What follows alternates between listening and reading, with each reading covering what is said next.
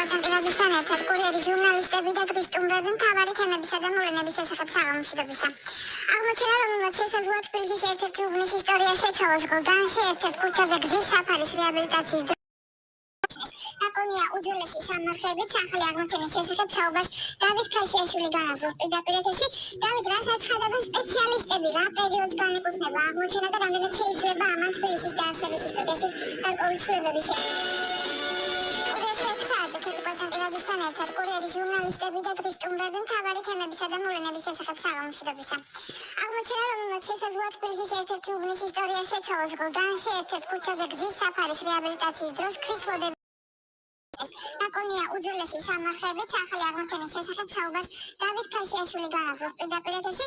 დავით, რასაც ხდება სპეციალისტები რა პერიოდს განეკუთვნება აღმოჩენა და რამდენად შეიძლება ამან თბილისის დაარსების ისტორიაში გარკვეული ცვლილებები შეიტანა.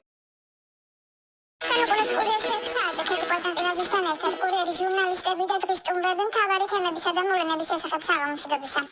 აღმოჩნდა, რომ შესაძლოა თბილისის ერთ-ერთი უბნის ისტორია შეცვალოს გლდანში ერთ-ერთ ქუჩაზე გზის საფარის რეაბილიტაციის აღმოჩენას. აკონია უძველესი სამარხებით ახალი აღმოჩენის შესახებ საუბარს დავით ქაშიაშვილი განაგრძობს პირდაპირ ეთერში. დავით, რასაც ხდება სპეციალისტები რა პერიოდს განეკუთვნება აღმოჩენა და რამდენად შეიძლება ამან თბილისის დაარსების ისტორიაში გარკვეული